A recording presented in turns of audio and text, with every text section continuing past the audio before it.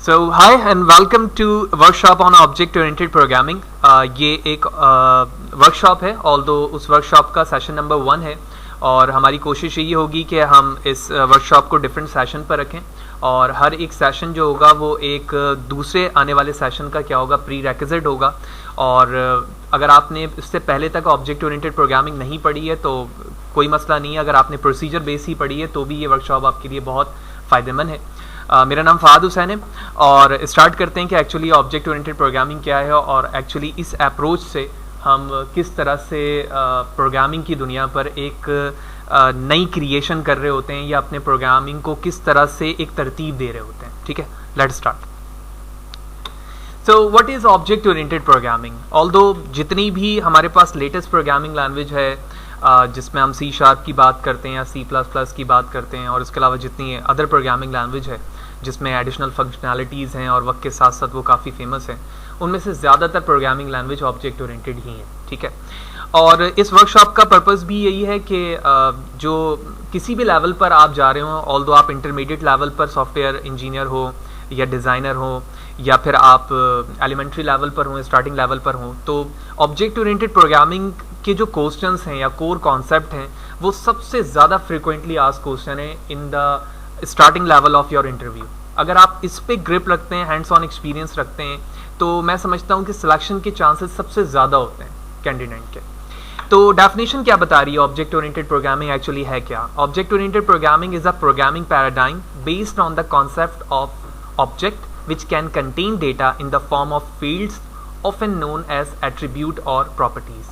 यानी ये एक प्रोग्रामिंग मेथडोलॉजी है, प्रोग्रामिंग पैराडाइम है। जिस तरह से प्रोसीजर बेस्ड प्रोग्रामिंग होती है इसी तरह एक ऑब्जेक्ट ओरिएंटेड प्रोग्रामिंग है जिस पर जो प्रोग्रामिंग है आपका वो ऑब्जेक्ट पर बेस करता है।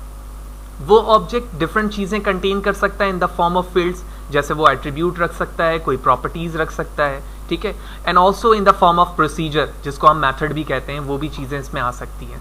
तो ये तो ऑब्जेक्ट के लिहाज से काम करने वाली चीज़ों के रिस्पेक्ट से इसकी डेफिनेशन हो गई। ऑल्सो उसमें जो एक लाइन ऐड की जा रही है, it is the programming concept based on bottom up approach. यानी जब आप प्रोसीजर बेस्ड प्रोग्रामिंग में काम करते हैं तो आपकी जो अप्रोच है वो टॉप से बॉटम की तरफ है, यानी आप ऊपर से नीचे की तरफ आते हैं। लेकिन जब ऑब्जेक्ट ओरिएंटेड प्रोग्रामिंग पे आप काम कर रहे हैं तो आपकी अप्रोच हमेशा बॉटम से अप की तरफ होती है, यानी आप नीचे से ऊपर की तरफ जा रहे होते हैं। और एज लाइक क्लास या ऑब्जेक्ट, ठीक है, ये बिल्कुल न्यू कीवर्ड्स हैं आपके लिए इस लेवल पर समझने के लिए, लेकिन हम आगे जाएंगे तो तमाम चीज़ें हमें समझ में आना शुरू हो जाएंगी। तो जिन चीज़ों को आप ऑब्जेक्ट के बेस पर कॉल करना चाहते हैं वो आप अपनी मर्जी के मुताबिक नीचे से ऊपर की तरफ यानी बॉटम से अप की तरफ जाकर उन चीज़ों को कॉल कर सकते हैं, लेकिन ये चीज़ें प्रोसीजर बेस पर पॉसिबल नहीं थी। तो इसका मकसद क्या है? यानी एक्चुअली जब ऑब्जेक्ट ओरिएंटेड प्रोग्रामिंग से काम कर रहे हैं तो उसका एम क्या है? The aim of object-oriented programming is to bind together the data and the functions that operate on them so that no other part of the code can access this data except that function।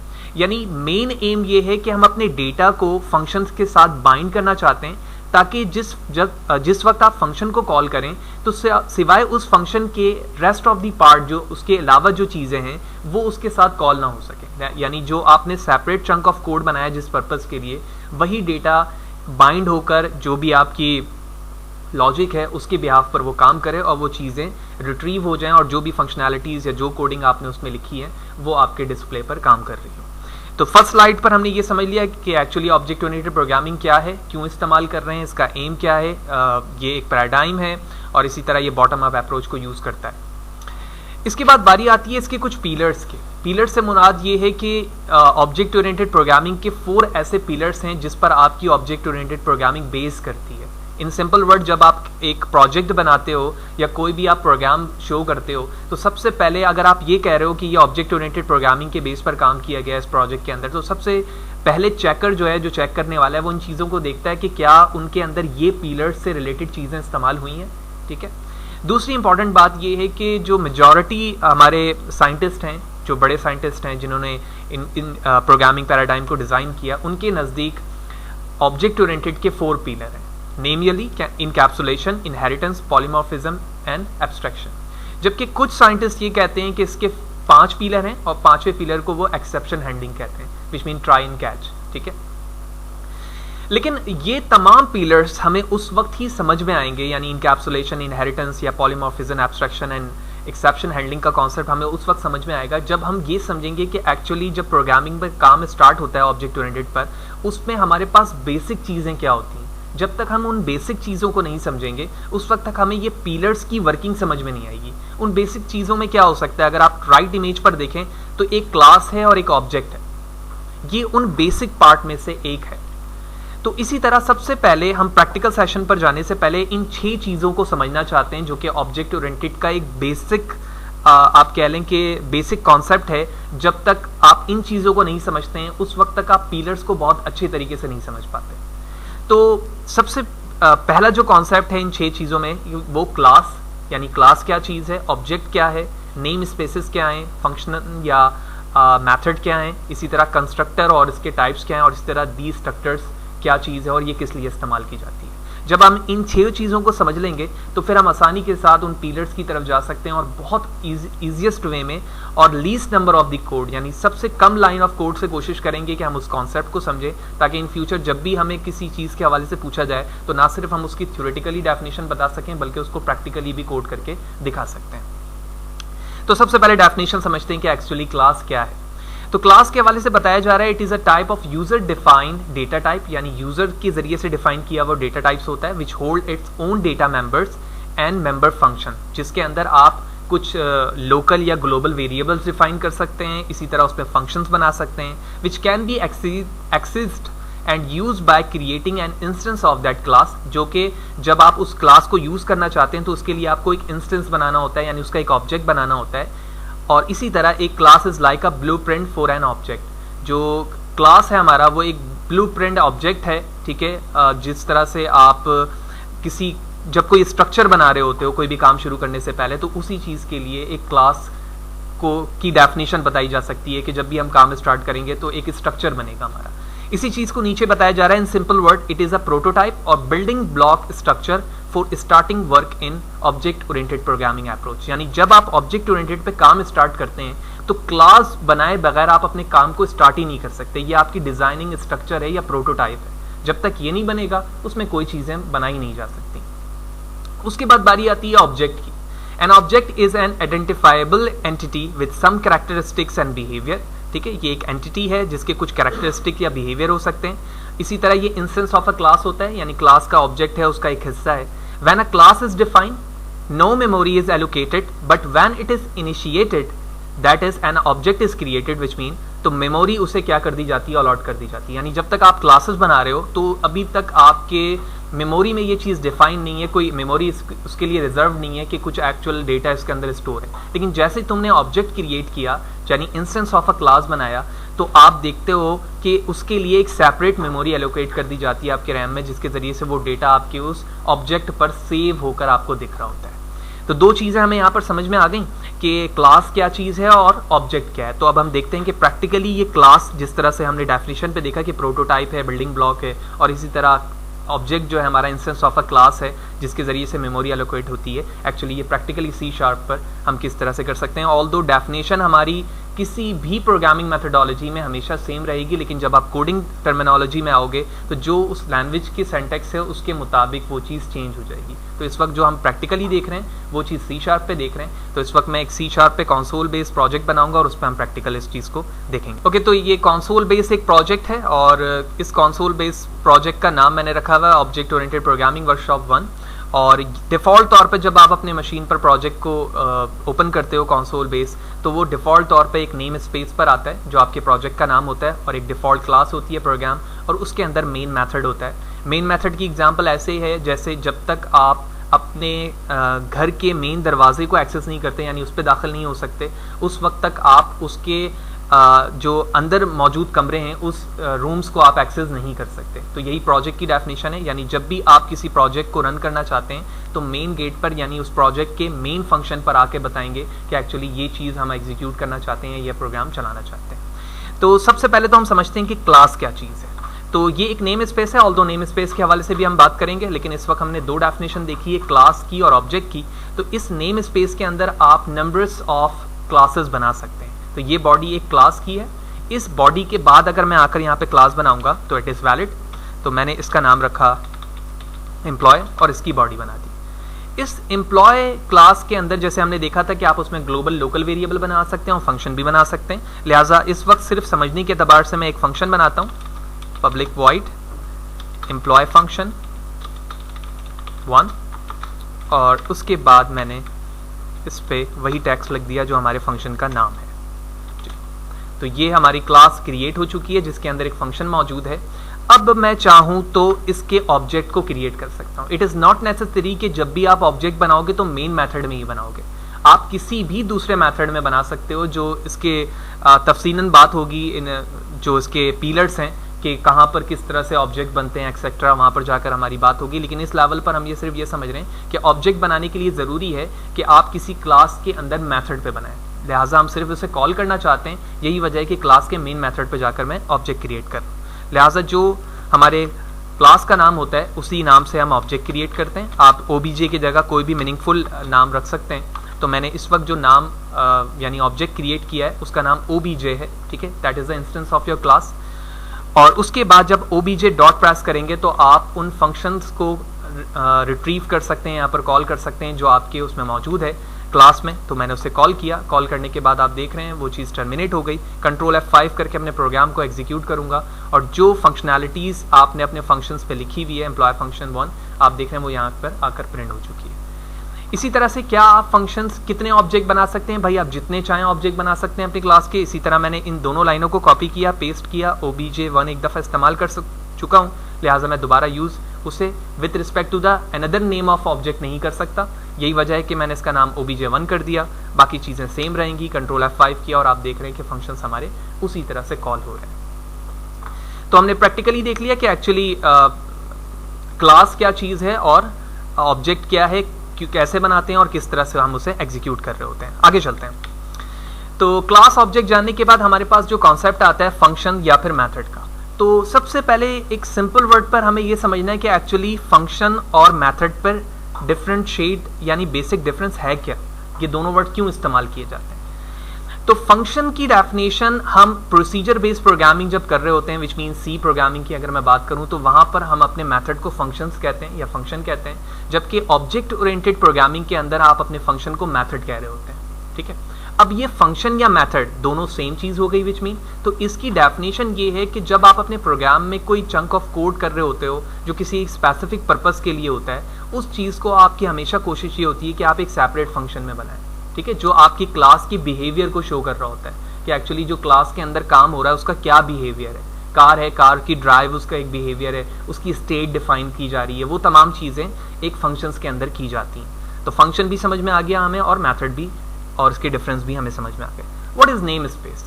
Name space in C# are used to organise too many classes so that it can be easily to handle the application. जब आपके पास बहुत सारी classes होती हैं उसको handle करने के लिए आपको एक नेम स्पेस की जरूरत होती है। ठीक है, तो उन्हें जब हैंडल करने के लिए आप एक नेम स्पेस बनाएंगे और उसके अंदर जितनी चाहें आप क्लासेस बना सकते हैं। We use system.console where system in the namespace and console is the class.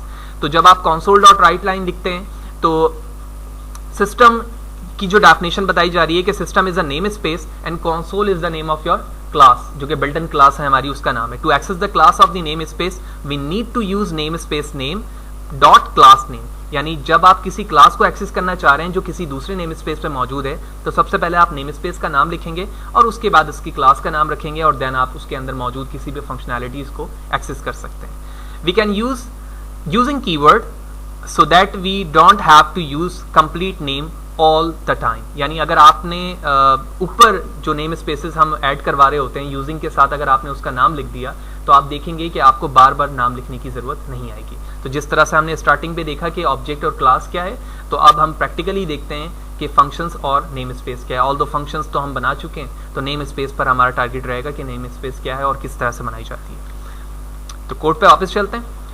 Functions की बात करें तो function is a chunk of code जो मैंने यहाँ पर बनाया है। ये विद पैरामीटर भी हो सकता है, विदाउट पैरामीटर भी हो सकता है। ठीक है, इसी तरह इसके कुछ रिटर्न टाइप्स भी होते हैं, इंटीजर, स्ट्रिंग, डबल, आप कोई भी रिटर्न टाइप कर सकते हैं। तो जो रिटर्न टाइप यहाँ पर होना, यहाँ पर आप लिखोगे उसकी वैल्यू भी आपने रिटर्न करवानी होगी। तो पैरामीटर से मुराद ये है कि वो वेरिएबल्स जो फंक्शन के लिए रिजर्व्ड हो, जो फंक्शंस पे आप इस्तेमाल करना चाहते हैं, तो कैसे कर सकते हैं। तो सबसे पहले तो मैं रिटर्न टाइप पे बात करता हूँ। तो मैंने यहाँ लिखा इंटीजर और इंटीजर लिखने के बाद हमने एम्प्लॉय फंक्शंस 1 के अंदर दो पैरामीटर इस्तेमाल किए, integer a and integer b। ये करने के बाद जहां पर मैंने console.write लाइन लिखा है, इसकी जगह मैंने लिखा रिटर्न c, या फिर आप गुड प्रोग्रामिंग प्रैक्टिस ये होगी कि आप एक वेरिएबल इनिशियलाइज करो और उसके अंदर आप c a प्लस b की वैल्यू ऐड करो और उसके बाद इसी c को क्या करा दो, रिटर्न करा दो। तो इसका मतलब ये हुआ कि जब आप फंक्शन कॉल करोगे तो दो पैरामीटर की वैल्यू बताओगे और जब इस फंक्शन को तुम कॉल करोगे तो इसकी वैल्यू इसी फंक्शन पर कॉल होकर तुम्हें रिट्रीव हो जाएगी। तो ये फंक्शन की डेफिनेशन हो गई, विद पैरामीटर, विदाउट पैरामीटर, और ऑल्सो रिटर्न टाइप जब मैं वॉइड लिख रहा होता हूँ, which mean no return type. तो आप देख रहे हो कि जैसे ही मैंने इसके पैरामीटर्स दिए तो ऊपर एरर शुरू हो गया, विच मीन इसकी वजह ये है कि वो पैरामीटर की वैल्यू मांग रहा है कि जो आपने नीचे फंक्शंस के साथ पैरामीटर लिखे हैं उनकी वैल्यू आपने इनिशियलाइज नहीं की है। लिहाजा मैं अपने कोड को, ये जो पार्ट है हमारा, हम इसे कमेंट करते हैं। कमेंट करने के बाद मैं दोबारा ऑब्जेक्ट बना लेता हूँ जो कि ऑलरेडी यहाँ पर इस नेम से है, और उसके बाद हम obj डॉट प्रेस जैसे ही करेंगे तो आप देख रहे हैं फंक्शन, और जैसे स्मॉल ब्रैकेट ओपन करोगे तो आप देख रहे हो integer a comma integer b, दो वैल्यू रिक्वायर्ड है, तो मैंने 12 एंड 12 दोनों इंटीजर है और उसके बाद टर्मिनेट कर दिया। तो जैसे प्रोग्राम को रन करूंगा तो हमारे पास रिजल्ट 24 आना चाहिए, लेकिन 24 यहाँ पर नहीं आ रहा है। इसकी वजह ये है कि अब ये वैल्यू उसी वक्त डिस्प्ले होगी जब console.write लाइन के अंदर जाएगी, क्योंकि आपने वैल्यू को डिस्प्ले नहीं करवाया, आपने तो फंक्शन को कॉल किया है। लिहाजा इस टेक्स्ट को Ctrl+X करता हूँ, console.write लाइन करते हैं और इसके अंदर मैंने इसे लिख दिया ताकि console.write लाइन किसी भी चीज को डिस्प्ले करने के लिए इस्तेमाल की जाती है। Ctrl F5 किया मैंने and here it is your output 24। तो यहां से हमें फंक्शन या मेथड की definition with respect to practical implementation समझ में आ गई और कॉल करने का तरीका समझ में आ गया। अब बारी आती है नेम स्पेस की, तो मैं थोड़ा सा जूम आउट करता हूं। तो आप देख रहे हो कि इस वक्त जिस क्लास के अंदर मैं मौजूद हूं वो एक नेम स्पेस के अंदर मौजूद है जो मेरे प्रोजेक्ट का नाम है। तो लिहाजा ये जो बॉडी है ये पूरे एक नेम स्पेस को रिप्रेजेंट कर रही है। ठीक है, अब मैं नीचे आता हूं और यहां पर आके एक नेम स्पेस बनाता हूं। ठीक है, तो जो नाम यहां लिखा हुआ है मैंने इसे कॉपी किया, पेस्ट किया, और अब मैं इसका नाम रख रहा हूं इस नेम स्पेस का ओप्स आउटर। ठीक है, तो ओप आउटर के नाम से मैंने एक नेम स्पेस बनाया। नेम स्पेस की डेफिनेशन पे देखा जाता है कि ये टू मैनी क्लासेस को होल्ड कर सकती है, तो इसका मतलब ये हुआ कि मैं इसमें एक क्लास बना सकता हूँ। इस क्लास का नाम रखा मैंने स्टूडेंट, और ये स्टूडेंट की बॉडी हो गई। और इस स्टूडेंट क्लास के अंदर मैं एक फंक्शन बना देता हूँ जिसका नाम रखता हूँ स्टूडेंट फंक्शन। ठीक है, हम कोड ज़्यादा नहीं लिखना चाह रहे हैं ताकि हमें सिर्फ कॉन्सेप्ट समझ में आए कि एक्चुअली किस तरह से हम नेम स्पेस बनाते हैं, किस तरह से क्लास एंड फंक्शन। और इसके अंदर मैंने एक स्ट्रिंग डिस्प्ले करवा दिया कि एक्चुअली किस तरह से डिस्प्ले होगा। तो आप देख रहे हैं कि नेम स्पेस भी बन गया, क्लास भी बन गई और उसके अंदर हमारा स्टूडेंट भी बन गया। अब बात ये है कि एक्चुअली मैं मेन मेथड पे किस तरह से स्टूडेंट के अंदर मेथड को डिस्प्ले करवा सकता हूँ। तो डेफिनेशन पे बताया गया था कि जब आप कोई अनदर नेम स्पेस बनाते हो तो सबसे पहले या तो आपको नेम स्पेस का नाम लिखना होता है। लिहाजा मैं यहाँ पर आया और मैंने नेम स्पेस का नाम दिया OOP आउटर। आप देख रहे हैं दोनों नेम स्पेस के नाम आ रहे हैं। इस नेम स्पेस के अंदर क्या मौजूद है, स्टूडेंट की क्लास। मैंने कंट्रोल डॉट प्रेस करके इसे एक्सेस किया और उसके बाद डॉट जैसे प्रेस करेंगे आप उसके फंक्शंस पे चले जाएंगे। तो मुझे देखना होगा कि ये फंक्शंस क्यों नहीं एक्सेस है, तो डॉट मुझे पब्लिक करना होगा। ओके, तो हमारे पास इस वक्त फंक्शन एक्सेसिबल यहाँ पर नहीं है और इसकी वजह ये है कि जाहिर सी बात है हम ऑब्जेक्ट बनाए बगैर उसे कॉल करने की कोशिश कर रहे हैं।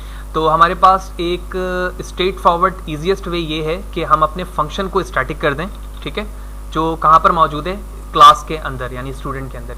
सिर्फ यहाँ पर स्टैटिक कॉन्सेप्ट मैं इसलिए इस्तेमाल कर रहा हूँ ताकि मुझे ऑब्जेक्ट ना बनाना पड़े स्टूडेंट का। ठीक है, तफसीलन बात होगी जब स्टैटिक पर हम पहुँचेंगे। तो मैंने क्या किया, अपने नेम स्पेस का नाम लिखा, क्लास का नाम रखा और उसके बाद आप देख रहे हो कि स्टूडेंट क्लास यहाँ पे एक्सेसिबल है। आप उसे एक्सेस करेंगे, कंट्रोल F5 करेंगे और आप देख रहे हैं कि ना सिर्फ 24 जो हमारे प्रीवियस नेम स्पेस का है बल्कि साथ ही साथ जो न्यू नेम स्पेस बनाया है उस पर भी हमारा फंक्शन यहाँ पर एक्सेसिबल है और वो चीज़ें डिस्प्ले कर रही हैं। दूसरी चीज़ ये कि क्या आप डायरेक्टली इसे स्टूडेंट लिख सकते हैं? बिल्कुल लिख सकते हैं। इसका तरीका ये होगा कि आप ऊपर आएंगे जैसे कि डेफिनेशन पे बताया गया था और आप यूजिंग लिखने के बाद यहाँ पर अपने उस नेम स्पेस का नाम लिख देंगे। जैसे सिस्टम लिखा हुआ है, ये डिफॉल्ट नेम स्पेसेस हैं और अभी मैंने यहाँ पर बनाया और इसे यूज़ करना चाह रहा हूँ। तो आप देखें जैसे ही मैंने लिखा तो अब स्टूडेंट के साथ कोई भी एरर मौजूद नहीं है। तो नेम स्पेस की definition with respect to implementation हमने देख लिया। दूसरी बात ये कि क्या नेम स्पेस नेस्टेड हो सकते हैं? जी हाँ, बिल्कुल हो सकते हैं। इसके लिए आपने क्या करना होगा, तो जहाँ पर हमारे पास नेम स्पेस मौजूद है, मैं इसी नेम स्पेस के अंदर आता हूँ और जिस तरह से मैंने आउटर बनाया है मैं इसको नाम देता हूँ इनर, और इसकी बॉडी मैंने ओपन की और इसी तरह इसकी बॉडी क्लोज भी कर दी। तो जिस तरह से आप आउटर से डायरेक्टली एक्सेस कर रहे थे स्टूडेंट को, अब आप आउटर इनर के बाद स्टूडेंट को एक्सेस करेंगे। कैसे? तो सबसे पहले मैं ऊपर से नेम स्पेस हटाता हूँ और यहाँ से हम काम समझते हैं। तो सबसे पहले मैंने लिखा object outer inner, outer dot inner dot student. आप देख रहे हैं अब ये चीज़ें एक्सेसिबल हैं, तो ये गैप मैंने कम कर दिया। तो आउटर से इनर पे गया, उसके बाद स्टूडेंट, और उसके बाद में अपने फंक्शन को एक्सेस कर रहा हूँ। Control F5 and let's see output same. तो क्या आप इसे भी ऐड कर सकते हैं? बिल्कुल जी, इसे ऐड कर सकते हैं। मैंने कंट्रोल X किया, टॉप पर गया, यूजिंग के साथ मैंने इसका नाम लिख दिया। अब बात ये है कि क्या आप ऐड करने के बाद अगर देखें तो डायरेक्टली ये एरर तो शो नहीं कर रहा, लेकिन ये नाम काफ़ी लॉन्ग है, ठीक है ना। इतना बड़ा नाम हम बार बार नहीं लिखेंगे जहाँ जहाँ मुझे एक्सेस करना होगा। तो क्या आप इसे एक एलियास दे सकते हैं, यानी एक यूनिक नेम दे सकते हैं? बिल्कुल देख सकते हैं। इसके लिए आप यहाँ पर आओगे, जो भी नाम लिखना चाहते हो आप इसे दे सकते हो, जैसे मैंने फ़ाद दिया। अब इसी तरह मैं अब यहाँ पर आकर अगर फ़ाद लिखता हूँ तो आप देख रहे हो कि फ़ाद भी अब एक नेम स्पेस के फेज पर आ रहा है। डॉट प्रेस करूँगा तो मैं स्टूडेंट को एक्सेस कर सकता हूँ। तो मैंने यहाँ पर लिखा और अब हमारा कोड देख रहे हैं आप, एरर से हटा है और उसके बाद हमारा जो आउटपुट है वो भी सेम है। तो हमने प्रैक्टिकली देख लिया कि एक्चुअली किस तरह से हम नेम स्पेस पर काम कर सकते हैं और इसी तरह फंक्शनैलिटीज़ किस तरह से वर्क कर रही होती। नाउ इसके बाद हमारे पास बारी आती है कंस्ट्रक्टर की, कि एक्चुअली कंस्ट्रक्टर क्या है और कंस्ट्रक्टर पे किस तरह से काम कर सकते हैं। ठीक है, तो constructor is nothing but a special type of the method which is used to initialise the value of your object. ठीक है, तो डेफिनेशन पे बताया जा रहा है constructor is a special method of the class which gets automatically invoked whenever an instance of the class is created। यानी जैसे ही आप अपने ऑब्जेक्ट को क्रिएट करते हैं तो आपका कंस्ट्रक्टर वहां पर ऑटो क्या होता है, कॉल हो जाता है। Like a method, a constructor also contains the collection of instruction that are executed at the time of the object creation। जिस तरह से मेथड में इंस्ट्रक्शंस हो सकते हैं कलेक्शंस के साथ, इसी तरह ऑब्जेक्ट पे भी हो सकते हैं जो एग्जीक्यूट होंगे किस वक्त, at a time of the creation. It is used to assign initial value to the data member of the same class. यानी जिस क्लास के आप ऑब्जेक्ट को क्रिएट कर रहे होते हैं तो उस क्लास की वैल्यू को आप असाइन कर सकते हैं वो तमाम मेंबर्स जो ग्लोबली आप वहां पर बना रहे होते हो। तो इन सिंपल वर्ड अगर मैं बात करूं, कंस्ट्रक्टर एक स्पेशल टाइप का मेथड है जो आपके ऑब्जेक्ट की वैल्यू को इनिशियलाइज करने के लिए इस्तेमाल किया जाता है। वो कौन सी वैल्यूज होती हैं अभी हम जब प्रैक्टिकली देखेंगे तो हमें और भी बेहतर तरीके से वो समझ में आ जाएंगी। इसके बाद कुछ इसके टाइप्स हैं। तो हमारे पास C# के अंदर या ऑब्जेक्ट ओरिएंटेड मेथडोलॉजी के अंदर जो हमारे पास कंस्ट्रक्टर हैं वो 5 तरीकों से इस्तेमाल किए जा सकते हैं या बनाए जा सकते हैं। तो सबसे पहला कंस्ट्रक्टर डिफॉल्ट है, फिर पैरामीटराइज्ड है। पैरामीटराइज में आप ओवरलोड भी कर सकते हैं, यानी एक से ज़्यादा पैरामीटराइज कंस्ट्रक्टर बना सकते हैं। इसी तरह हमारे पास कॉपी कंस्ट्रक्टर है, फिर प्राइवेट कंस्ट्रक्टर है और उसके बाद हमारे पास स्टैटिक कंस्ट्रक्टर है। तो हम सबसे पहले समझते हैं कि डिफॉल्ट कंस्ट्रक्टर क्या है। तो एक constructor with no parameter is called a default constructor. A default constructor has every instance of the class to be initialised to the same value. The default constructor initialize all numeric field to 0 and all the string the object field to null inside a class। यानी जब आप default constructor बनाते हैं तो उसके कोई constructor parameter नहीं होते। यही वजह है कि जब आप क्लास बनाने के बाद यानी ऑब्जेक्ट उसके क्रिएट करते हो तो एक डिफॉल्ट कंस्ट्रक्टर कॉल होता है जिसकी वजह से जितने भी न्यूमेरिक वैल्यू होते हैं वो 0 असाइन किए जाते हैं, ऑल्दो जो हमारे पास स्ट्रिंग होंगे वो नल के फॉर्म पर आ रहे होंगे। तो ये कैसे देखते हैं प्रैक्टिकली। तो ये हमारे पास कुछ प्रीवियस डेटा है, तो मैं क्या करता हूँ इनको कमेंट कर देता हूँ क्योंकि नेम स्पेस के लिए हमने काम किया था तो मैंने इसे कमेंट कर दिया। इसी तरह ये जो एम्प्लॉय की क्लास है इस पर हम देखते हैं। तो ये आप देख रहे हो एम्प्लॉय की क्लास है हमारे पास। तो मैं एक कुछ वेरिएबल्स क्रिएट करते हैं। ठीक है, इस वक्त मैं डिफॉल्ट नेम स्पेस के एम्प्लॉय क्लास पे मौजूद हूँ। यहाँ पर आकर हम कुछ इंस्टेंस बनाते हैं। तो मैंने कहा integer ID of employee and string name. ठीक है, तो ये इंस्टेंस किसको जाहिर कर रहे हैं, एम्प्लॉय के कुछ रिकॉर्ड्स को जाहिर कर रहे हैं। अब मैं ये चाहता हूँ कि ये जो 2 वैल्यूज हैं हमारी, ठीक है ना, ये किसी फंक्शंस के थ्रू डिस्प्ले हो। ठीक है, कैसे? तो मैं एक और फंक्शन बनाता हूँ, जिस तरह यहाँ पर एक फंक्शन बना हुआ है तो मैं टॉप पर बनाता हूँ। ऑल्दो इस फंक्शन को अभी हम यूज़ नहीं कर रहे हैं, ये तो मैंने अंडरस्टैंडिंग के लिए बताया था सिर्फ। और इसका नाम मैंने रख दिया यहाँ पर फंक्शन const, ठीक है। पैरामीटर की ज़रूरत नहीं है, इसको हटा दिया हमने यहाँ पर और इसे भी हटा दिया। तो मैंने लिखा console.writeLine the name of employ, ठीक है,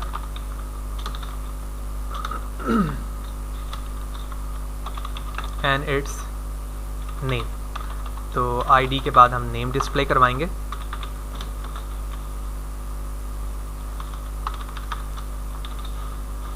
तो जो आईडी है मैंने यहाँ से कॉपी किया और यहाँ डिस्प्ले कर दिया। इसी तरह जो नेम है वो मैंने यहाँ कॉन्केटिनेट करवा दिया प्लस साइन के साथ। तो उसका मतलब ये हुआ कि जब हमारे पास ये फंक्शन एग्जीक्यूट होगा तो ये इन दो वैल्यू को एग्जीक्यूट करवाएगा। और अभी हमने देखा कि कंस्ट्रक्टर क्या करता है, जब मैं ऑब्जेक्ट बनाऊंगा तो उसकी वैल्यू को इनिशियलाइज करेगा। कैसे? जो एम्प्लॉय फंक्शनैलिटीज हमारे पास बने हुए थे वो भी मैंने कमेंट कर दिया और स्टार्टिंग से समझेंगे तो और भी बेहतर तरीके से बात समझ में आएगी। तो एम्प्लॉय के नाम से ऑब्जेक्ट बनाता हूँ,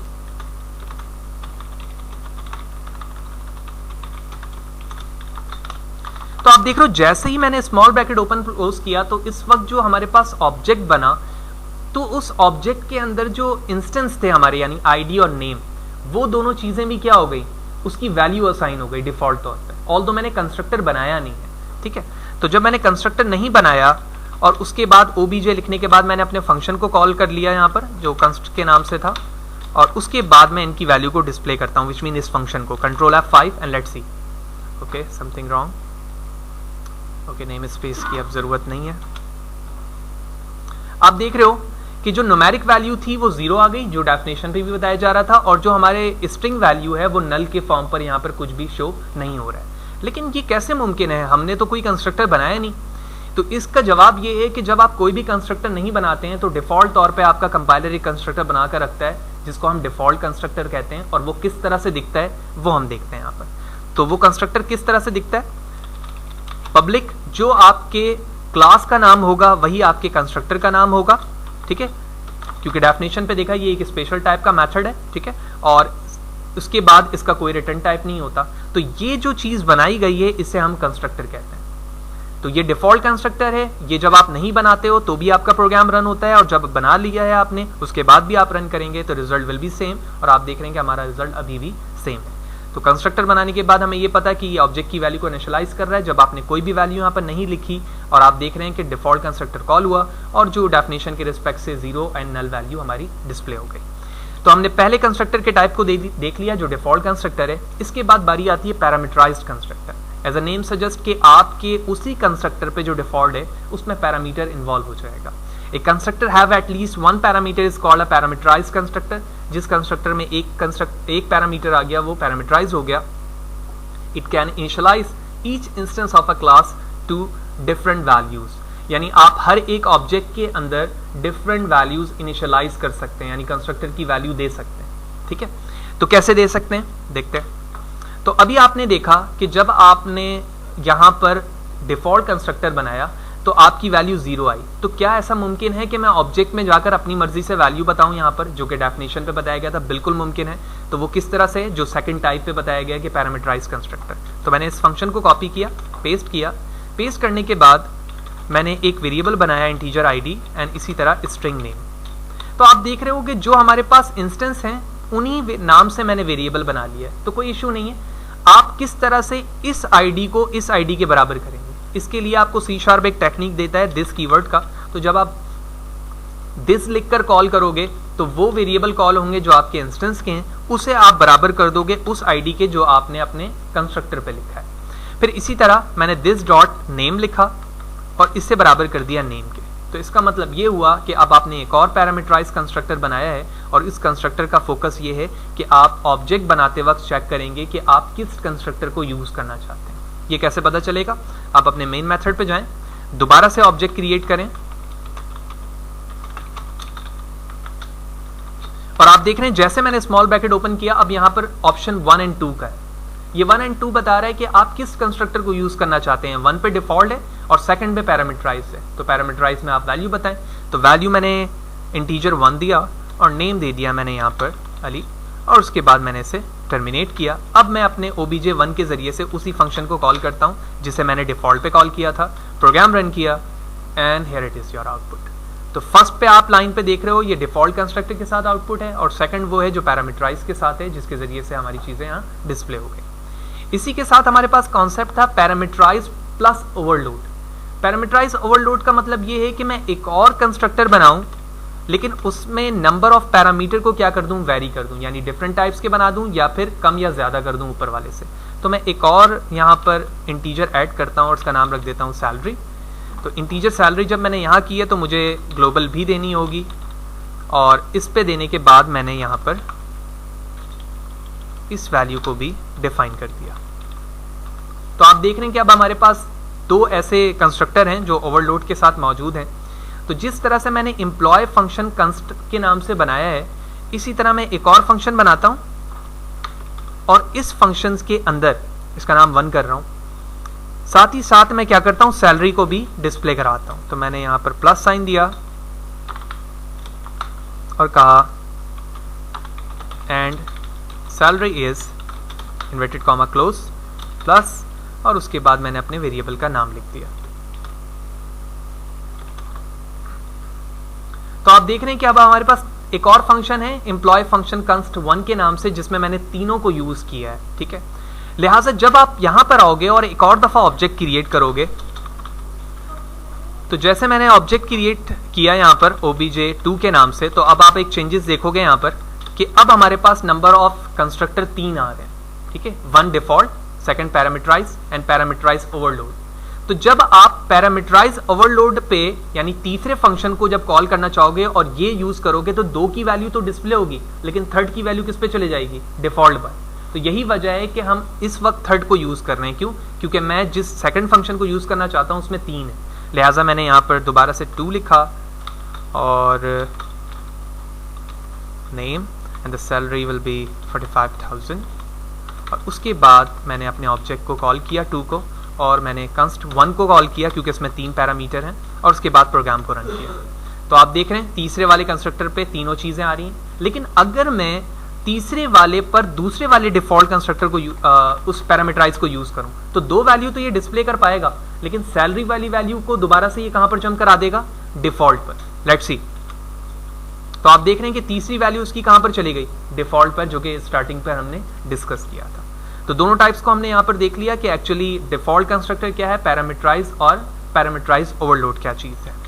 नाउ उसके बाद जो हमारे पास कंस्ट्रक्टर मौजूद है, हम उसे कॉपी कंस्ट्रक्टर कहते हैं। ठीक है, एज अ नेम सजेस्ट कि कॉपी कंस्ट्रक्टर पर हम एक कंस्ट्रक्टर बनाने के बाद उसकी वैल्यू को किसी दूसरे कंस्ट्रक्टर में एज अ कॉपी यूज कर रहे होते हैं। This constructor will create an object by copying variable from another object. एक ऑब्जेक्ट से दूसरे ऑब्जेक्ट में उसकी वैल्यू कॉपी होती है।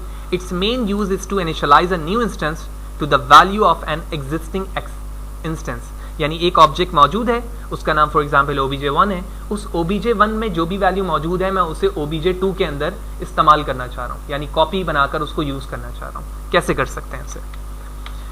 तो यहां पर आप देख रहे हो कि हमारे पास 3 ऑब्जेक्ट हैं, obj1, obj2, obj3। तो obj1 के अंदर आप देख रहे हो कि हमारे पास 2 पैरामीटर हैं। ठीक है ना, तो दिस वन। तो जब 2 पैरामीटर की बात हो रही है तो मैं इसे इस्तेमाल कर रहा हूं। अब मैं कॉपी कंस्ट्रक्टर कैसे बना सकता हूं? मैंने यहां पर लिखा पब्लिक एम्प्लॉय, बॉडी बना दी। अब मैं यहां पर लिखूंगा एम्प्लॉय, जो हमारे कंस्ट्रक्टर का नाम है या क्लास का नाम है, इसको मैंने एलियास ई दे दिया। ठीक है, इसके बाद मैं लिखूंगा this dot id equal to e dot id। इसी तरह this dot name equal to e dot name.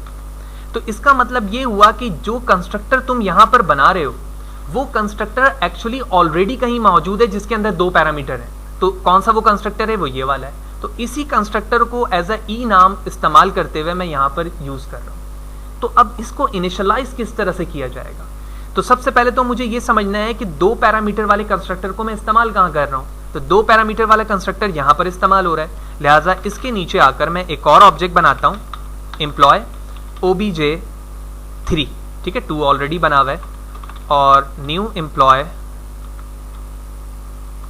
अब आप यहां पर वो चीज देखेंगे जो हमने डेफिनेशन पे डिस्कस की। यहां पर वैल्यू मैं लिखूंगा नहीं अब, बल्कि obj1 जो कि ऑलरेडी बनी हुई वैल्यू है, इसका नाम मैं यहाँ पे लिख दूंगा, उसके बाद इसे कॉल करूंगा। तो obj3 dot const1, that's it. तो मैं इसे कमेंट कर देता हूँ ताकि हमें बात समझ में आए। डिफॉल्ट वैल्यू आएगी और उसके बाद दोनों पर सेम वैल्यू आनी चाहिए ताकि हमें काम समझ में आ जाए। Control F5 and here it is. तो आप देख रहे हो कि क्योंकि मैंने const1 को कॉल कर दिया है, सॉरी अबाउट दैट, मुझे वही फंक्शन कॉल करना होगा जो यहाँ पर है, क्योंकि const1 पर 3 पैरामीटर हैं, हम 2 वाले के लिए कॉपी कर रहे थे। Control F5 again and here it is, the output same. तो ये कॉपी कंस्ट्रक्टर की डेफिनेशन थी कि आप कॉपी कंस्ट्रक्टर किस तरह से बनाते हो। सबसे पहले जिस कंस्ट्रक्टर को तुम यूज करना चाहते हो उसी नेम को एज अ वेरिएबल लेकर आप इनिशियलाइज करते हो। उसके बाद जहां पर तुमने उसे एक दफा इस्तेमाल किया हुआ है उसके नेम को अनदर कंस्ट्रक्टर पे एज अ पैरामीटर इस्तेमाल करते हो और उसके बाद उसे डिस्प्ले करवा के देखते हो, तो वो उसी तरह से वर्क कर रहा होता है जैसे कि हमारे पास प्रीवियस वाला कर रहा था। तो 3 टाइप हमने यहाँ पर कंस्ट्रक्टर के देखे। उसके बाद हमारे पास चौथा जो टाइप है वो प्राइवेट कंस्ट्रक्टर है। As a name suggest, private constructor से मुराद ये है कि उसके एक्सेस को आपने क्या कर दिया, बाइंड कर दिया है किसी एक स्पेसिफिक पार्ट तक। तो if a constructor is created with private specifier is known as a private constructor, यानी आपने एक्सेस मॉडिफायर को या स्पेसिफायर को प्राइवेट कर दिया तो वो कंस्ट्रक्टर प्राइवेट कहलाता है। It is not possible for other classes to drive from this class and also it is not possible to create an instance of this class. यानी ना तो आप प्राइवेट कंस्ट्रक्टर पर मुश्तमिल किसी क्लास के ऑब्जेक्ट को क्रिएट कर सकते हैं और ना ही इस क्लास को किसी दूसरी क्लास से इनहेरिट यानी ड्राइव करवा सकते हैं। तो पहली 2 इंपॉर्टेंट चीज हमें यहाँ पर समझ में आ गई। तो use private constructor when we have only static member. जब आपकी क्लास में सिर्फ स्टैटिक मेंबर होते हैं तो ही आप अपने क्लास में प्राइवेट कंस्ट्रक्टर इस्तेमाल कर सकते हैं। Using private constructor prevent the creation of the instance of that class. यानी प्राइवेट कंस्ट्रक्टर को दूसरे इस्तेमाल करने की वजह यह है कि आप प्रिवेंशन कर रहे हैं इस बात की कि इस क्लास की दोबारा से, यानी कि इस क्लास को दोबारा से एज अ या पहली दफा ही क्यों ना आप इसको ऑब्जेक्ट क्रिएट नहीं करवा सकते, यानी इसकी क्लास के ऑब्जेक्ट क्रिएट होगी ही नहीं। तो कैसे मुमकिन है प्राइवेट के साथ स्टैटिक का कॉन्सेप्ट और साथ ही साथ इनके ऑब्जेक्ट को नहीं बना सकते और ड्राइव नहीं कर सकते, ये तमाम चीजें हम प्रैक्टिकली देखेंगे तो और भी बेहतर तरीके से बात समझ में आएगी। तो ये हमारे पास कुछ एक्सेस वो थे, कंस्ट्रक्टर थे। तो मैं इन तीनों कंस्ट्रक्टर को इस वक्त कमेंट कर रहा हूं ताकि हमें वो बात समझ में आ जाए जो इसकी डेफिनेशन ने कहा है। तो मैंने पब्लिक की जगह क्या कर दिया, प्राइवेट कर दिया। प्राइवेट करने के बाद आपने डेफिनेशन पे देखा कि आप उस वक्त तक अपने फंक्शन को कॉल नहीं कर सकते जब तक आपके मेंबर्स भी क्या ना हो, स्टैटिक ना हो, ठीक है। लेकिन सबसे पहले तो ये देखते हैं कि क्या मैं एम्प्लॉय का ऑब्जेक्ट क्रिएट कर पा रहा हूं या नहीं। तो आप देख रहे हो जैसे ही मैंने प्राइवेट किया है तो तमाम के तमाम फंक्शंस खुद ब खुद एरर शो कर रहे हैं और वो बता रहे हैं कि is inaccessible due to its protection level. तो उसकी जो प्रोटेक्शन लेवल है उसकी वजह से आप उसके ऑब्जेक्ट को क्रिएट नहीं कर पा रहे हैं। पहली बात तो हमारी यहाँ पर हो गई सही। दूसरी बात इनहेरिट की है, तो लिहाजा मैं इस बॉडी से बाहर आकर एक और क्लास बनाता हूँ और इसका नाम दे दिया मैंने फॉर एग्जाम्पल HR, ठीक है, that's the name of the department. अब मैं इनहेरिट करता हूँ, कॉलन में यहाँ पे मैंने लिखा और उसके बाद जिस क्लास से इनहेरिट करना है उसका नाम मैंने यहाँ पर पेस्ट किया और जैसे मैंने पेस्ट किया आप देख रहे हैं रिमेन एरर और ये भी वही कह रहा है कि due to its protection level it can not be possible. और दोनों चीज़ें यहाँ पर हमारी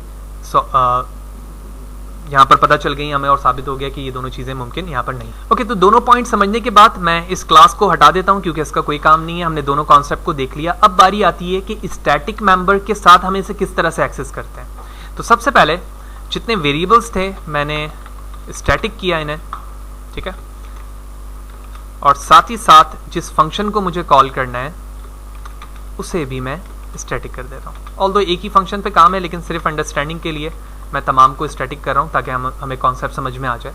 बाकी काम तो हमारे एक पर ही होगा जो डिफॉल्ट के लिए। तो अब जब मैंने स्टैटिक कर दिया इसे तो मैं कैसे कॉल कर सकता हूँ, एज वी नो कि कमेंट कर देते हैं इन तमाम चीज़ों को। सबसे पहले स्टैटिक के लिए आप क्लास का नाम लिखते हैं, उसके बाद आप डॉट प्रेस करते हैं। तो आप देख रहे हैं तमाम फंक्शन, क्योंकि तमाम को मैंने क्या कर दिया, स्टैटिक कर दिया, एक्सेसिबल है। मैंने एम्प्लॉय फंक्शन कॉस्टेंट को कॉल करता हूँ और उसके बाद मैंने टर्मिनेट किया। अगर मैं कॉस्ट की बात करूँ तो जो फंक्शन हमारे पास कॉस्ट के नाम से है उसमें 2 पैरामीटर हैं, ID एंड नेम। क्योंकि आपने वैल्यू को इनिशियलाइज नहीं किया है और आपका कंस्ट्रक्टर भी प्राइवेट है तो इसकी वर्किंग एज लाइक डिफॉल्ट ही होगी, ठीक है ना। तो यही वजह है कि इसमें कोई वैल्यू प्रिंट नहीं होनी चाहिए लेकिन हमारा प्रोग्राम जरूर रन होना चाहिए। Control F5 and let's see.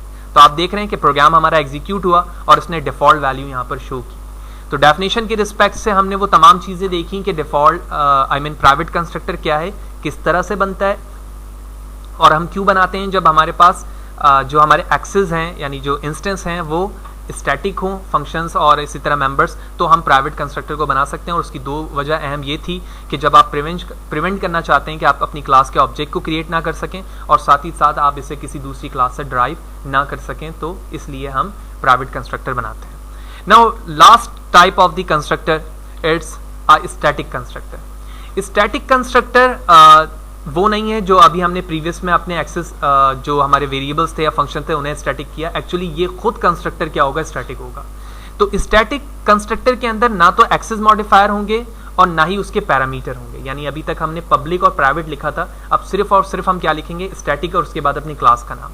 तो static constructor has to be invoked only once in the class and it has been invoked during the creation of the first reference to a static member in the class. A static constructor is initialize a static field or data of the class and to be executed only once। सबसे पहली बात तो ये है कि ये उसी वक्त कॉल होता है जब आपका प्रोग्राम फर्स्टली क्या होगा, एग्जीक्यूशन स्टेप पर जाएगा और वो चीज़ें कॉल हो जाएंगी। दूसरी बात ये कि आप अपने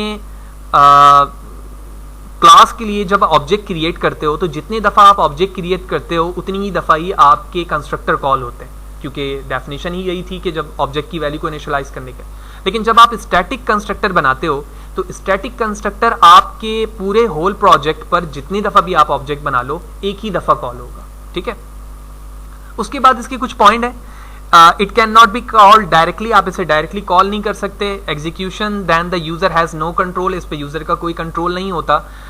it doesn't take access modifier on any parameter, ये हमने स्टार्टिंग पे देख लिया कि ना तो इसके पैरामीटर हो सकते हैं और ना ही इसमें कोई एक्सेस मॉडिफायर है। It is called automatically to initialise the class before the first instance created. ये ऑटो उसी वक्त इनिशियलाइज हो जाएगा जब आप अपने क्लास के ऑब्जेक्ट को फर्स्ट टाइम क्रिएट करेंगे, यानी पहला ऑब्जेक्ट जैसे ही बनाओगे ये उस वक्त कॉल हो जाएगा। और अभी हम प्रैक्टिकली भी देखेंगे ये चीज़ कॉल होगी किस तरह से, और जब मल्टीपल ऑब्जेक्ट बनाएंगे तो वहाँ पर ये चीज़ भी हमें समझ में आ जाएगी कि मल्टीपल टाइम ऑब्जेक्ट बनाने के बावजूद भी हमारा जो स्टैटिक कंस्ट्रक्टर है वो सिर्फ एक ही दफ़ा कॉल हो रहा है। कैसे?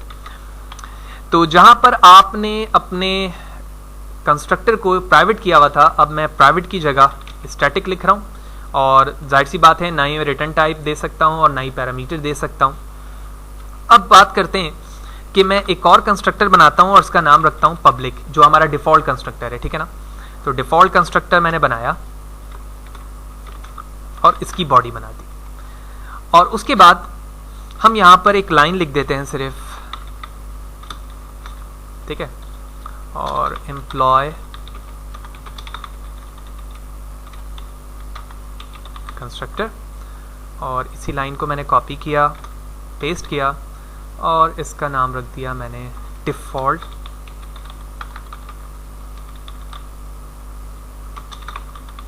एम्प्लॉय कंस्ट्रक्टर, और इसका नाम रखूंगा मैं स्टैटिक एम्प्लॉय कंस्ट्रक्टर, ठीक है।